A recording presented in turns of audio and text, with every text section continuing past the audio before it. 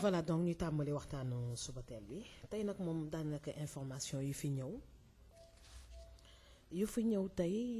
li ñu si gën a ràññee mooy le président de la République Macky Sall décidé na maintenir élection locale 2014 yi au 29 juin mais d'après l'Observateur le 30 avril mooy date limite du dépôt des listes.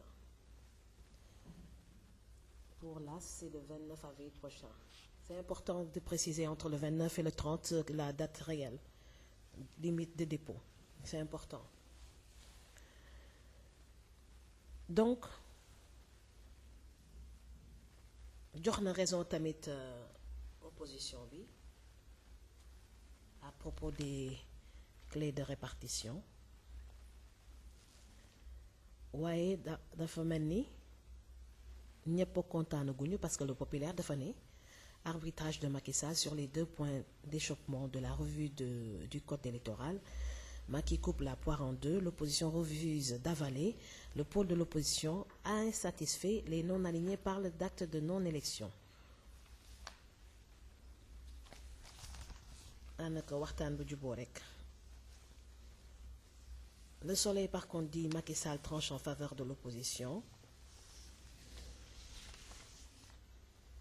Et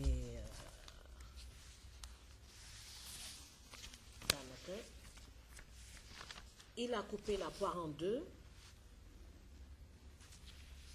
à propos du mode de scrutin au local. Mais ñëpp kontaanuñu. lu leer ba leer mooy élection locale yi pour l'instant c'est le 29 juin et que la date limite des dépôts fin avril su ko defee ñu daal di déposer liste yi rek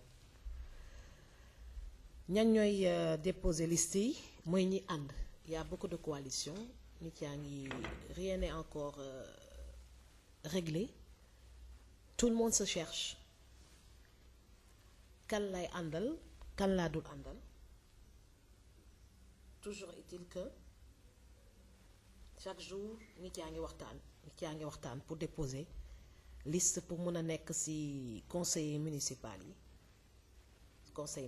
yi mu nekk lu am solo.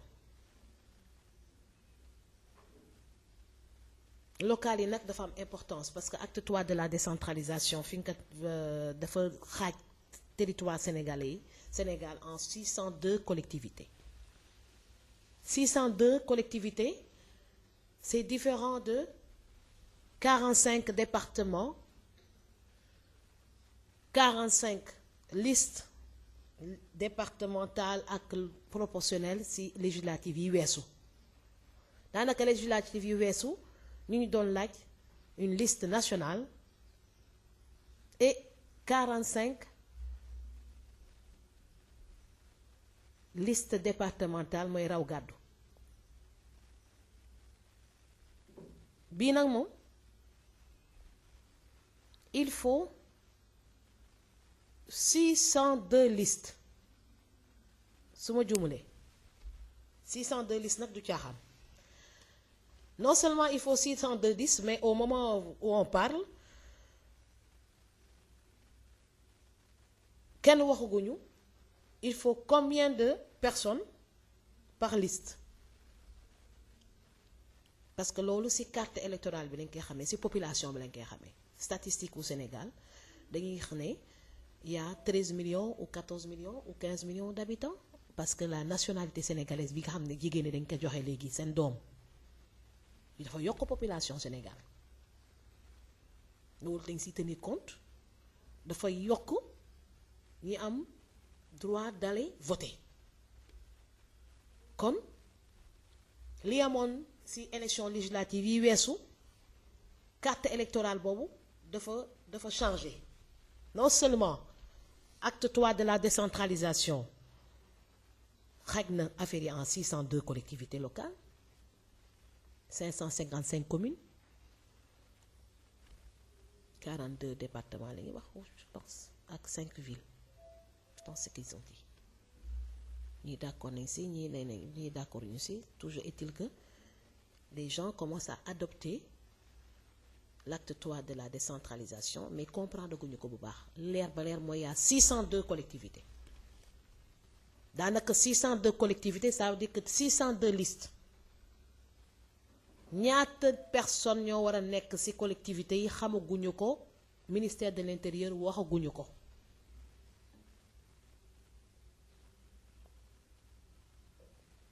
parce que pour ñu mun ñu ko wax il faut que ñu tenir compte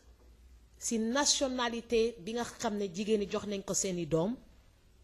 ak seeni jëkkër ndax ñoom am nañu droit voter léegi am nañu droit voter yokku nañu ci fichier électoral bi suñu amee carte électeur day influer sur le nombre de conseillers municipaux diir bi nag gàtt na reporté nañu on a reporté la date limite de dépôt des listes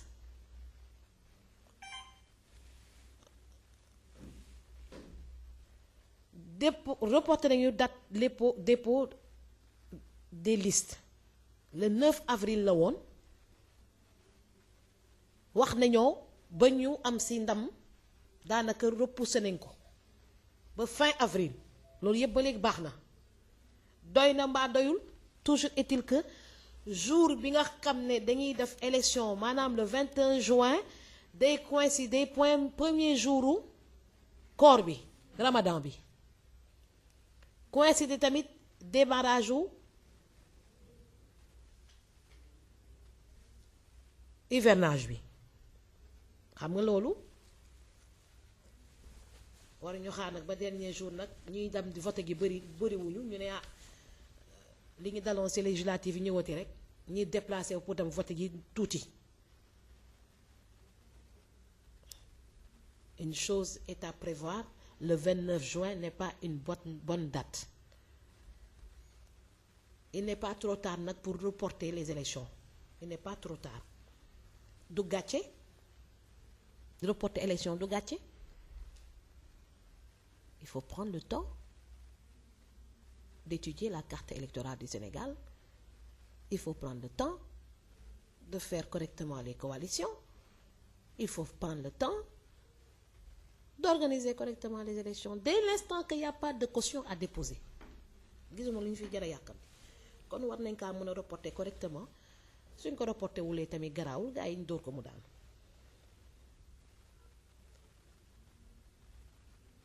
loolu su weesoo xibaar yu am solo tamit ñu ngi ñu koy wax nee nañu Aïdara Sylla tey dina génn tey loolu la ñu journaux yi wax nee na versé na 10 millions à la douane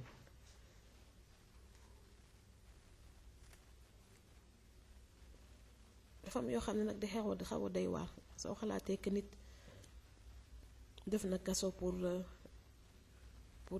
des petites sommes parce que 10 millions c'est une petite somme boole affaire nañ si boole suñ si boole yërëmande bu ndaw rek dina baax donc pour 10 millions il verse la douane et il va sortir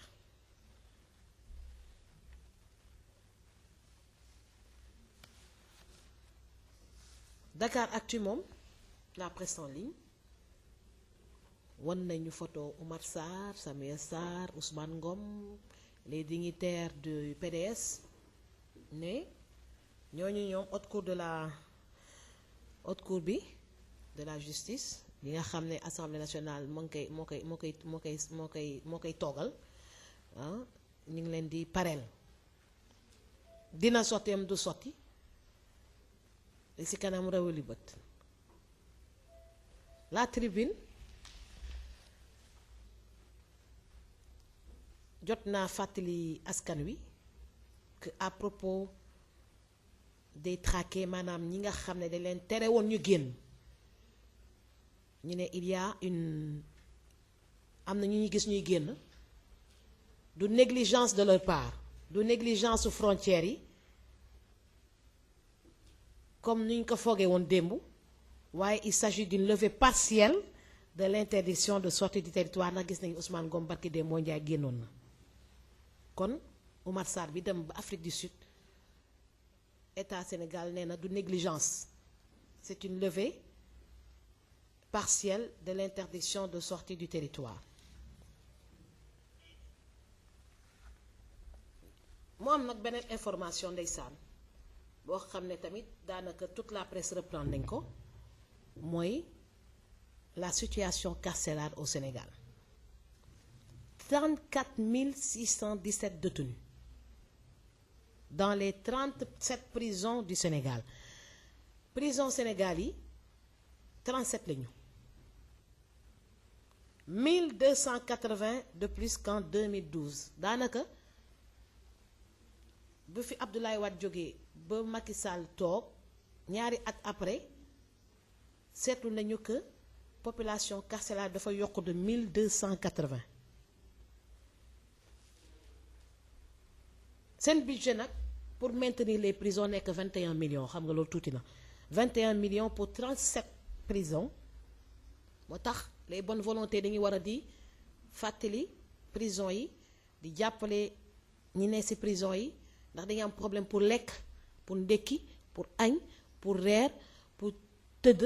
gis nañu kara temps yele bu mu demee yóbbu na ay matelas yu bari am na ñoo xam ne des personnes anonymes ñuy def ay actions de bienfaisance à l'endroit des prisons mu nekk lu am solo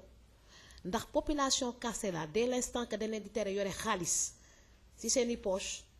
xaalis bi nga xam ne day am koo xam ne da koy gérer régisseur bi mooy gérer la boutique qui se trouve dans les prisons pour ñu mun leen jël en charge il faut que mu am ay action de bonne volonté ñoo xam ne dañuy ñëw renforcer dépense bi nga xam ne ndax ñoom dañu am seen dépense su bopp dañuy togg ndékki di togg añ di togg reer waaye du doy pour ñëpp population bi nag dafa yaatu ñu fa ne ndax suñu nee 34 617 dans 37 prisons visité nañu prison wu Tambacounda ba Rebeuss dafa surpeuplé mu nekk prison boo xam dañ ko war a délocaliser pour en faire une cité d'affaires ndax c'est du gâchis de mettre une prison en bordure de mer pendant qu'il y ait de l'espace, beaucoup d'espace au Sénégal. Donc il faut délocaliser le Rebeuss et mettre beaucoup de terrains de sport pour les détenus, des espaces de réinsertion, de formation et des chambres correctes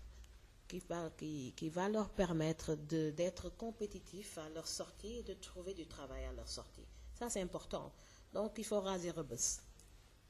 Raser Rebeuss, délocaliser et le rattacher au stade Assane Diouf. Ça, c'est la meilleure solution. Studio bi nag dama am léegi gan bu bees tey comme tey moom Sonko moom jotuñoo jokkoo Bour Damel Bour Damel de laa lay wooye Bour Damel wala Damel li ma si wax baax na Bour Damel bu demee de moom sa question yi safoon na trop léegi maa ngi lay déglu. tey moo koy raw. waaw tey maa ngi lay déglu. waaw jërëjëf Ndella est-ce que micro am baax na. ok jërëjëf Ndella jërëjëf yéen ñi ñuy déglu ci 96.6 Safir FM Dakar. kon dañuy ñëw rek ci question yi.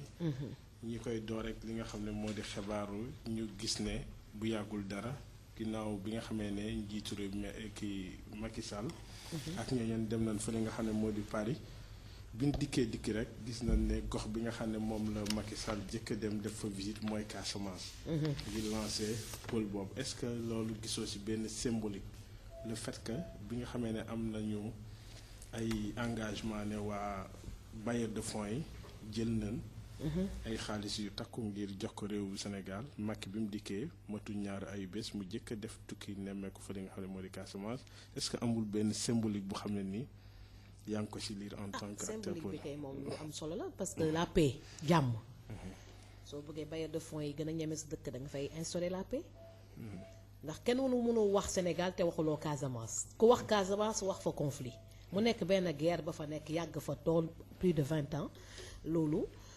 lu ko seddal moom day gën a tax bailleur de fonds yi gën a ñeme Sénégal donc c'est une très bonne chose que mu dem Casamance nemmeeku leen daf fa benn pôle de développement. Casamance dafa nekk benn zone riche bu Sénégal Casamance suñ ko développer tourisme bi développer agriculture gi développer la pêche mais ça va contribuer à créer beaucoup d'emplois et la stabilité dans la partie sud du Sénégal ne va faire qu'attirer les touristes et les investisseurs donc c'est un bon signe de démarrer par la Casamance pour permettre à day dalal xel ñëpp. day dalal xel ñëpp waaw foofu la ñuy yem ndax gis naa ne li nga xam ne moo di question Casamance bi doonul ne xaalis moo koy gérer ndax gis nañ fi ay président yu bari yu wute yu xam ne ni ñëw nañ fi Sénégal ñu doore ko ci Léopold Sédar Senghor ba ci Abdou Diouf ba ci Ablaye Wade jaarewaat ci Abdou Diouf lu bari ay dem nañ fa lu bari def fa ay kii yu volonté yu bari mais boobu ba tey gis nañ ne dëkk ba day gën di jax est-ce que yaakaar nga ne xaalis bi nga xam ne chaque jour moom la ñuy dégg Macky ak ñooñam ñuy wax ni leen ko fa dugal doon na lu mën a régler. mën na régler parce que problème li ngi doon dégg ak Abdoulaye Wade moo doon xam nga Farba Senghor sax mos nañ ko ci dégg donc monsieur Casamance yi bëri woon nañu de monsieur Casamance li ngi géré ci xaalis bëri na de est-ce que xaalis bi egg na ci askan wi fooguma ko waaw donc xam nga Sénégal quand il s'agit d'argent nit dañuy gaawantu yàkkamti pour gérer xaalis boobu après su ko defee askan bi dina ci jot duñ ci jot ça pose toujours ce problème donc le pôle de développement de la Casamance bu ab Macky Sall dem réglé ji ñetti fan yi weesu dafa nekk lu am solo lu ñu siy xaar nag mooy ñu mu ko dénk ñu mu ko dénk ñu am Pastef ñu am Pastef fexe ba tourisme bi développé xam nga tey conseil des ministres d'ailleurs dafa bu démb Soleil tey wax na ko en conseil des ministres vers la création de l'agence territoriale de développement de la Casamance un plan de relance du tourisme dans la région 11 milliards pour assainir la commune de Médina Gounass donc ça veut dire que am na benn volonté de suivi li ñu jot a entamé en début de semaine léegi li may wax démb rek mooy li may wax tey moo noonu la nekk lu ma war wax suba on n'a plus de temps à perdre dans ce pays le président n'a pas de temps à perdre il a déjà réduit son mandat de 2 ans donc équipe bi ko wër dañuy war a gaaw pour que yaakaar bi tasoon te dundaat mën a wëy daanaka ñu sentir que nit yaa ngi yëngu c'est pas le président qui quitte Casamance dafa war a bàyyi dara loo xam ne benn luy bouger xam nga président quand il vient dans une région tout bouge tali yi dañ koy nettoyer lépp dañ koy nettoyer hôtel yi rempli ñoom ñëpp dafay président qui se déplace qui vient day indi xéewal ci région waaw xéewal boobu nag warul jeex su fa jógee dafa war a continuer donc daanaka répondre na à peu près à ta question mooy le président a quitté Ziguinchor dafa war a gën a continuer di dundaat di développer wu ba ñu sentir ko ba ñuy touristes yi nar a ñëw gën a yokk agriculture bi gën a baax jën yi ñu nar a napp foofu gën a bëri te ñu contrôler suñu pêche bi tubaab yaa ngi bëgg a rey respecté wu ñu maay jën bëreetu lépp la ñuy yóbbu dem alors que y a des normes internationales à respecter maay yi warul sew parce que su sewee jën yépp la ñuy yóbbu toute la côte ouest du Sénégal c'est la mer nom de Dieu jën boobu c'est une richesse tu peux pas savoir donc il faudrait que nos ministères de la pêche nos ministres de la pêche qui existent qui sont là et qui vont venir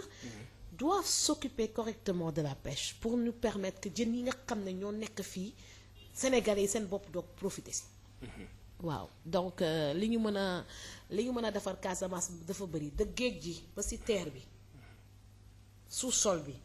ak frontières yi lépp liggéey la kon ñu dikk si bi ngay def léegi revue de presse bi am na foo waxee ne Macky Sall nee na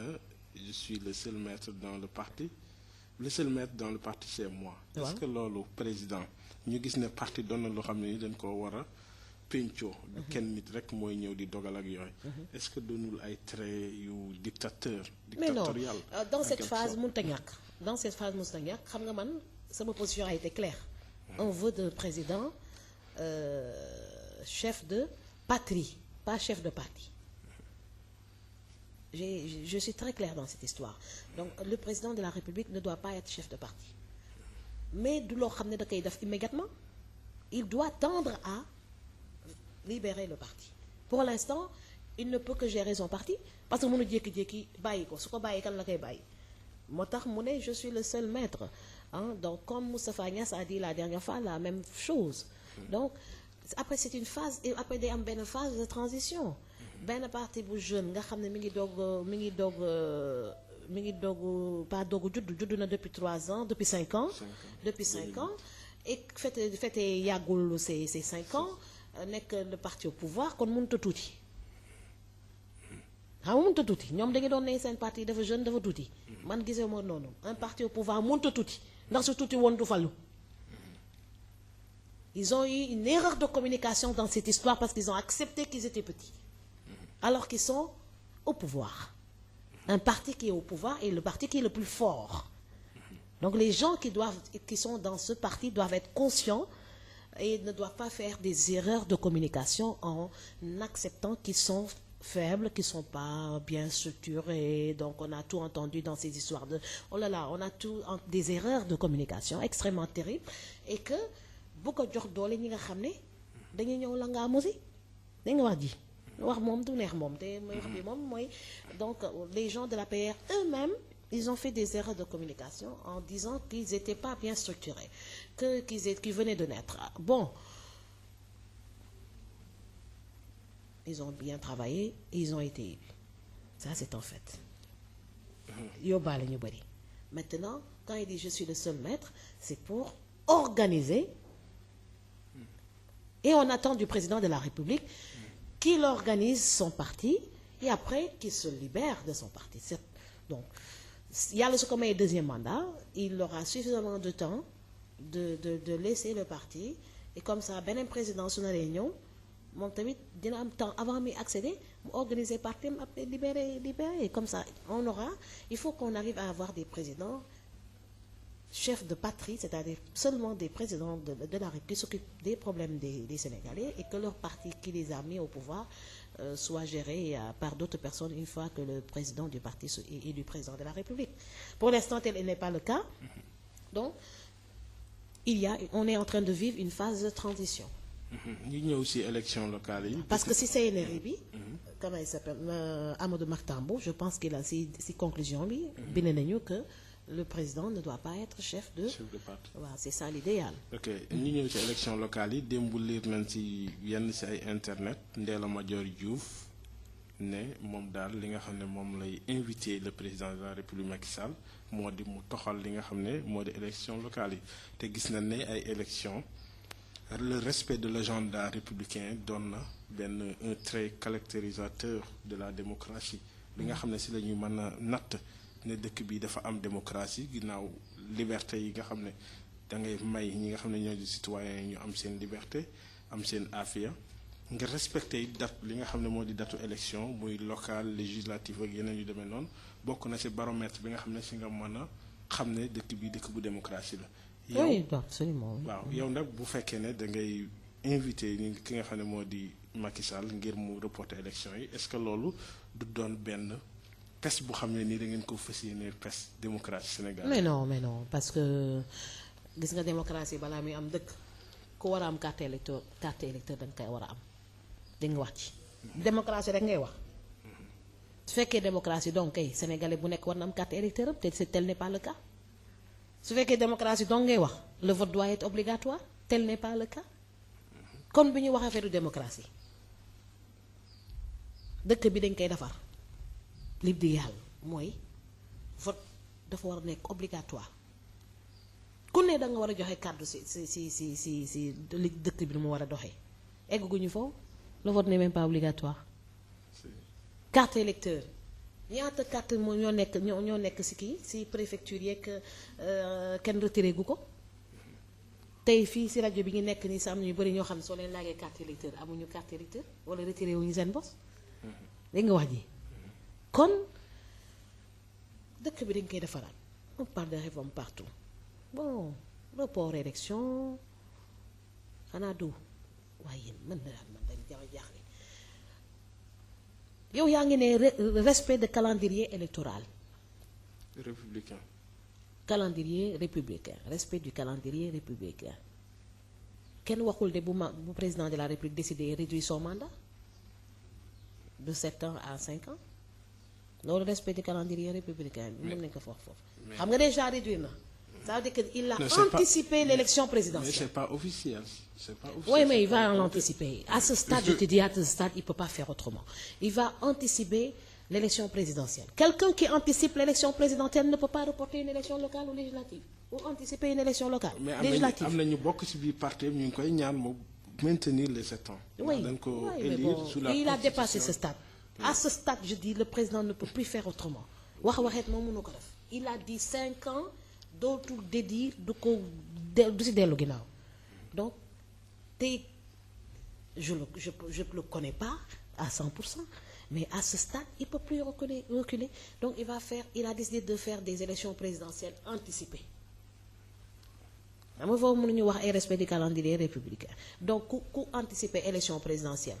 war ngaa mën a reculer élection locale war ngaa mën a dissoudre assemblée nationale zigzag daal mën na fa am donc affaire yi lan la gis nga même pour les locales là kenn parewul loolu muy dëgg kenn parewul muy APR kenn parewul affaire yi fit rek la gars yi dañuy kii nii jàmbaarloo nii rek waaye parewul xam nga 602 listes dafa métti même soo pour le parti au pouvoir c'est difficile même pour le parti au pouvoir donc suñ ko defee y a aucun problème xam nga Sénégalais yi moom ay jàmbaar lañ ñëpp ci dugg soobu amul benn problème dès l'instant que ils ont vu que c'était difficile de maintenir la date de dépôt le 9 avril ça a été reporté de 3 semaines 20 jours de 20 jours 29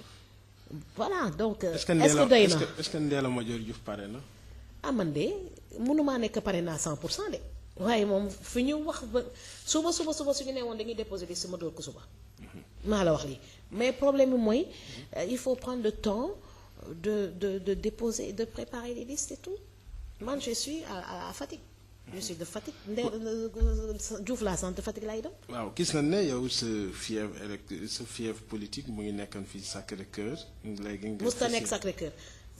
fi nga doon voté. mosuma voté Sacré-Cœur. point E. waaw point E la woon. point E laa doon voté nga déplacé ko yóbbu ko Fatick. déplacé naa ko est-ce que duñ ne da nga ragal mbër yi nga xam ne ñoo nekk. ah non dama jóge ci élection législative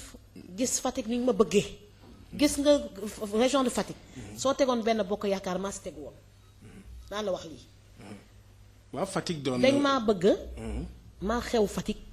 je suis la seule femme politique bu xew Fatick moo tax Fatick rek laa mën a ne. wante bii lu njiitu réew mi la de est-ce que foofu dina yomb pour nga doon fa maire. ça lu yàlla tudd kenn mënu ci dara ça c'est moi je me bats pas pour être forcément maire je me bats pour remplacer Macky Sall. ça va être certainement en 2022. yàlla nag su ko neexee def ko 2017. waaw bon yàlla rek a xam. mais la mairie par contre je me bats pour être dans la mairie ça c'est une présence symbolique. donc je me bats xarawuma pour nekk maire présence symbolique franchement à la mairie de Fatick ku ñëw fekk ma fa. waaw gis na ne yenn ci ay gox fu ci mel ni Dakar Pikine Guédiawaye ak Thiès Rufisque am na beneen mode pour ñu fal fi ñi nga xam ne ñoo di conseils municipaux yi journaux yi wax nañ ko tey démb ministre bi it wax. 55% 45. est-ce que doonul ne doon na ay villes yoo xam ne nii ñenn seeni ennemis politique ñoo fa nekk. boo gisee Dakar Khalifa Sall moo fi nekk. nga dem Pikine Pape Sagna Mbaye Khalifa Sall nekk parti socialiste te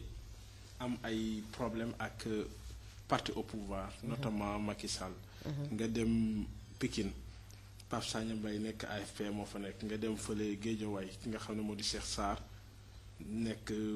xawma beneen parti boo xam ne nii ci opposition bi la ñu bëgg faa positionné ki nga xam ne aussi moo di rakku Macky Sall nga dem Thiès it di nekk fa est-ce que seen ennemis yi yooyu nekk ci kaw ville yooyu gën a tax ngeen bëgg a soppeet li nga xam ne moo di mode de scrutin bi au niveau de ces localités. La politique c'est la politique hein. Mais il faut le faire avec sincérité. Ouais, absolument. Maintenant, c'est la guerre, hein. C'est la guerre donc ku mën sa morom duma. dañu naan duma ku mën sa morom duma. Voilà si mën a tontu. dafa ay. duma ku mën sa morom duma. ñu jëm ci lu wàllu colonisation foncière Omar Faye bokk ci leeral askan wi il vient de taxer le président de la République de président des promesses nee na lu bari ci suuf si nga xam ne dafa nekk ci Dakar notamment ci corniche bi ñu ngi koy jaay fu ci mel ni ambassade bu Turquie bu yàggul dara est-ce que loolu doon na avis boo xam ni partagé nga ko. Bon c'est vrai que la corniche c'est notre corniche hein. C'est une corniche bi ñoo ko moom entre-temps il y a 6 Plaza qui a pris sa place il y a d'autres hôtels également qui ont pris leur place am na benn portion boo xam ne Khalifa Sall defar na ko ba mu baax ndeysaan mooy le parcours sportif teeru bi nekk fale war nañu ko mën a delloo teeru bi ci ginnaaw pour mën nañ fa defar benn espace bu baax a baax pour les jeunes hein affaire yi waxtaan bu juboo rek la y a de la place pour tout le monde espace boobu ñuy wax man tey dinaa fa doxantu tey pour gën see teg bët gis naa ko ci internet et tout place boo xam ne jox nañ ko ambassade du Luxembourg la ñuy wax pour mu tabax fa ambassade am xam nga moom américains yi jox nañ leen Almadi waaw jox nañ leen Almadi mais du ci booru géej gi quoi jox nañ leen Almadi place bu baax a baax léegi yooyu su ne di jox place yooyu c'est donnant dafa am loo xam ne dañ koy indi ci dëkk bi du nekk loo xam ne dañ koy jox comme ça rek gratuitement su fekkee li ñuy nar a indi jar na ko superficie bi ñaata la yow laay laaj yow mi ma posé question bi. non lu am solo la wante lu ëpp ci réew mi bu ñu demee ba jox ko ñi nga xam ne dañoo nekk bitim réew day mel ni dañuy dem ba dootuñ amate suñu indépendance. danga may proposé leneen rek bu ko remplacer. di nga wax ji le Sénégalais yi di yëngu ñoom tamit gis nga suñu côte ouest bi war nañ kaa mën a def ay restaurant dafa énormément de choses qu'on peut faire. Je suis contre les gens di ne lii du fi am mais lii su fi amulee lan ngeen fay def à la place. da ngeen fa def loo xam ne Sénégalais dinañ ci profiter il faut que les Sénégalais se réveillent dafa am ñoo xam ne maa ngi doon waxtaan démb ak nit mu ne dafa am ñoo xam ne am na catégorie Sénégalais yoo xam ne dañuy nelaw te duñu yeewu ba mukk ñoo xam ne loo def ñu critiquer te duñu proposer leneen si tout le monde est contre l'érection de l'ambassade de Luxembourg sur une partie de la corniche ouest de Dakar certainement ce sera pas fait donc si par contre suñ ko defee te nga xam ne lu muy nar a yàq du bëri te lu muy apporter en contrepartie financière pour l'État du Sénégal dina am solo loolu communication rek ak sensibilisation bu doy je maîtrise pas ce dossier pour me prononcer formellement je sais que jur na coow depuis quelques jours et que je suis contre les gens parfois qui critiquent et sans rien proposer xam nga man wax naa corniche ouest xam nga lu ma fa wax Rebeuss bii nañ ko raser prison yi xam nga ci corniche bi la bokk maa njëkk a proposé idée boobu nañ ko raser délocaliser ko foofu cité d'affaires moo fa war a ne nu ne mun na fa ne loo xam ne day rapporter énormément d'argent mais pas caser des prisonniers des détenus ok donc la corniche ouest de Dakar est une corniche magnifique on peut énormément faire des choses là-bas magnifique elle est magnifique la corniche elle est magnifique on peut même repousser l'eau de mer même géej gi mën nañ ko pousse pour récupérer lu mu jot jël donc on doit concentrer nos efforts pour prendre le maximum de terre perdue sur la corniche ouest au lieu de nous battre hein. Essayons de repousser l'eau de mer récupérons gis nga soo ñëwee ba y a Atepa qui avait construit un petit monument. Comment ça s'appelait encore? Il y a un petit monument qu'il a construit sur la corniche à côté de la maison de la presse. C'était à l'époque la porte du troisième millénaire. C'était magnifique. Donc inauguré woon à grande pompe. J'ai l'impression que maintenant c'est abandonné. C'est comme si c'est abandonné. OK? C'est un crime d'abandonner ces sites qui ont coûté cher à l'État. mais gis na ne il faut rentabiliser la côte ouest. La corniche il faut la rentabiliser. ma ne gis na ne aussi Macky Sall bu ñëwee léegi dafa mel ni étranger yi dañuy gën di dugg Sénégal. comme ñan boo si gisee fu si mel ni port autonome de Dakar. bi fi waa Dubai port woot ñëwee bi Macky ñëwee fexe na ba ñi nga xam ne ñoo di Bolloré ñëw nañ duggaat fi. ak yeneen kii yu bari ñi nga xam ne ñoo di les militaires français bi ñu leen jëlee dàq leen aussi Ablaye Wade. bi ñu ñëwee Macky ñëwaat na defaat yeneen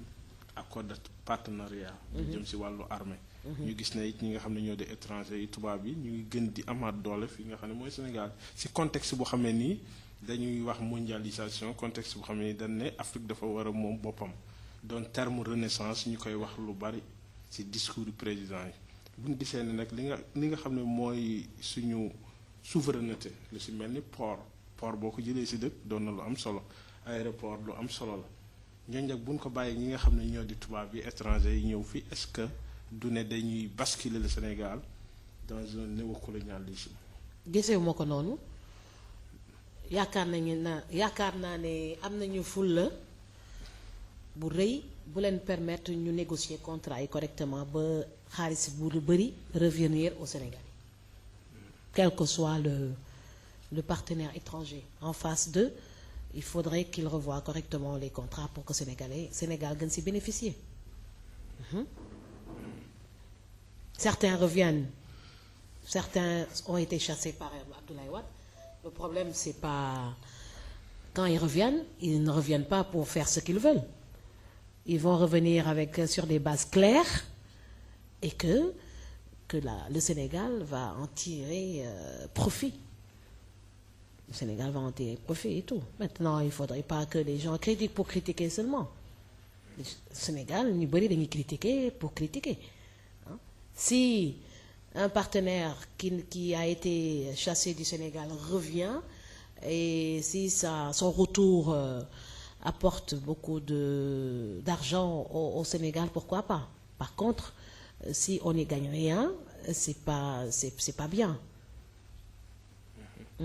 lu jëm si wàllu CREI yi di kuréel gi nga xam ne moom la ñu tëral ngir rekk daal di saytu ñi nga xam ne dañoo jël alali nguur gi. démb ci xibaar boo xam ne jot nañ ko ñu ngi gën di may affaire ñi nga xam ne ñoo féete woon les anciens barons du défunt parti au pouvoir le PDS est-ce que gisoo ne ñoom dañuy dellu ginnaaw ci li nga xam ne moom lañ jëloon. nga ne démb dégguma baax li nga wax. waaw ñoom dañoo lâcher du lest. c'est-à-dire que dafa mel dañoo delluwaat ndax dañoo tere woon ñenn ci dignitaires libéraux yi ne ñoom dootuñu génn Sénégal. dañ leen a interdiction de voyager quoi. léegi ñu gis ne mel dañ see dellu ginnaaw. sant yàlla. waaw ndax Sénégal ñëpp ngi waxtaan pour mu rafet. suñu demee ba gis que ñi ngi reculer pour man c'est même pas un recul donc nit ki mënuloo ko téye rek teg ko ci kaso bi walla empêcher ko mu génn Sénégal. donc li valable démb mun na soppeeku suba quel est le problème. waaye ñu bari nee nañ de PSE bi nga xam ne moo di maanaam financement yi leen bailleurs de fonds yi dig nguur gi nga xam ne ñoo fi nekk moo gën a tax léegi ngeen gën di bëgg stabilité est-ce que loolu doon stratégie boo xam ne. stabilité mënut a ñàkk. stabilité mënut a ñàkk dans cette histoire donc il faut impérativement qu'il y ait une stabilité pour que bailleurs de fonds yi seen xel dal maintenant l'affaire des barons du PDS. C'est une affaire à traiter en médiation waxtaan bu juboo gis nga la médiation pénale elle est extrêmement importante nit ki mënuloo ko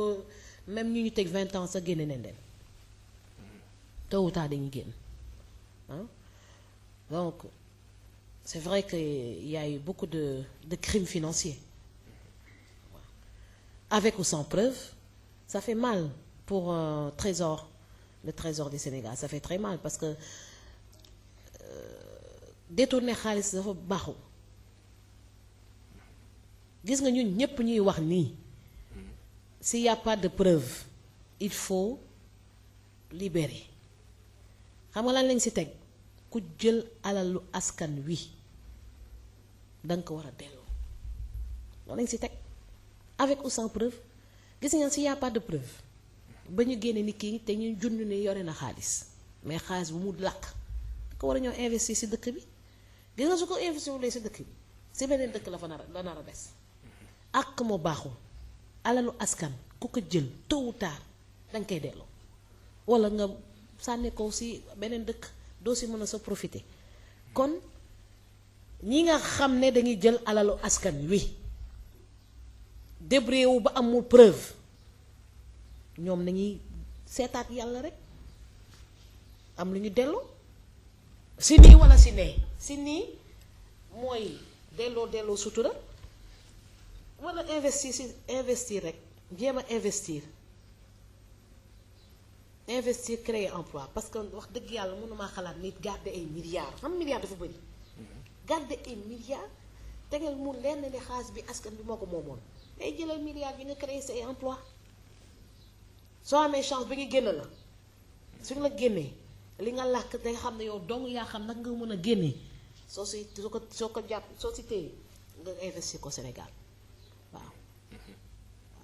ndax ñépp xam nañu prête-nom dafa am loolu ñépp ko xam dañoo sàggan ba auditer ñu en temps réel xam nga c'est ce qui s'est passé l'État n'a pas audité en temps réel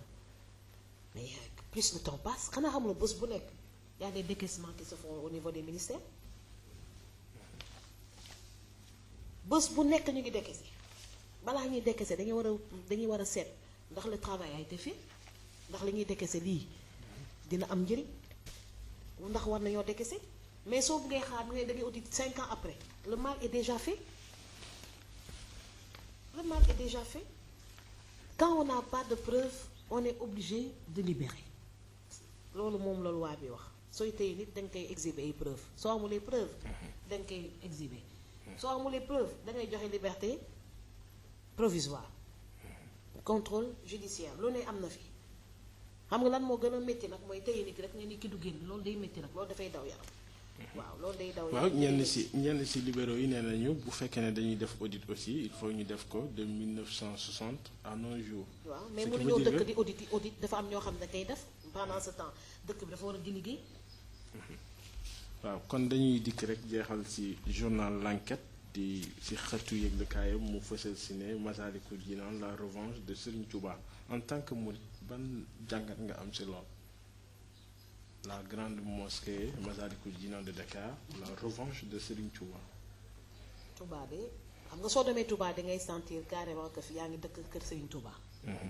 Soo ñëwee Dakar tamit da nga ko war a sentir. dafa war a am benn kër Serigne Touba bu rëy ba ku ñëw xam ne fii mooy kër Serigne Touba. donc tabax bi ñu nar a tabax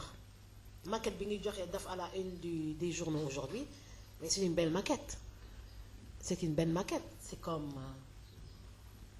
la grande mosquée qui nous a été offerte par le Maroc bi yoon kan moo koy financé ma retourner la question murit yi ñoo koy financé apporter si état bi tamit apporter ses contributions mu nekk lu ma Maroc moo ñu may grande mosquée léegi murit yi ñu ngi bëgg a may grande mosquée. lu jëm ci population carcérale maanaam askan wi nga xam ne dañ leen di nemmeeku ci prison yi nga xam ne ñoo nekk Sénégal wax nga léegi ne dañoo war a investir ci social bi ngir dimbali leen est-ce que Ndella Madior Diouf en tant que nit ku bëgg a dem di dagaan baanu askan wi ci yenn gox-goxaat yi nekk Sénégal am na yéene ngir dem visiter li nga xam ne moo di prison yi. def nañ ko daaw yóbbu fay kii est-ce que doon na geste boo xam ne bëgg ngeen ko perpétuer. dañ koy perpétuer parce que def nañ ko daaw ndeysaan boobu premier ministre était ministre de la justice. Donc c'était à Tambacounda on a fait la visite def teraanga bu ndaw waxoon naa nag weer bu ne dinaa ko def te defuma ko dinaa ko jéem dina ko fàtte te waruma ko fàtte ndax dafa am lu am solo bàyyi xel les détenus di dem di leen di nemmeeku pas seulement nemmeeku parce que am ñu bari suñuy dem dañ kumpa la gis nga ñuy visiter les détenus là dañuy ñëw di leen dénk kumpa pour seet ban état mental la ñu nekk li gën a am solo mooy dem fa ak action sociale jàppale leen soxla nañu ceeb soxla nañu yàpp soxla nañu jën soxla nañu meew soxla nañu matelas yu baax soxla nañu confort donc lu ñu mun dinañ ko ci def dinañ gën a xalaataat pousser la réflexion pour fexe ba mu nekk benn acte boo xam ne day nekk benn rendez-vous boo xam duñ ko raté yi waaw c'est très important waaw c'est très important. Ok. Voilà. waaw merci beaucoup. Vous de même. Voilà donc Mandela Show de ce 21 mars qui s'achève sur la fréquence 96.6 à Dakar. Je rappelle que ce Mandela Show, vous pouvez suivre ça sur Facebook, sur YouTube, hein, que tonton Diop s'active à le faire maintenant. Donc sur Facebook, on le voit, les gens se le partagent. YouTube également, Twitter et les réseaux sociaux sont utilisés pour la rediffusion donc, de ce Mandela Show que vous pouvez suivre en temps réel, bien sûr, sur www.safirfmtv.com, la seule télévision web qui émet en direct à partir de Sacré-Cœur 3. La précision est de taille. Duñu daw lat baba njéeme ndogo jilen sanu nda juma fay nana done jeen bige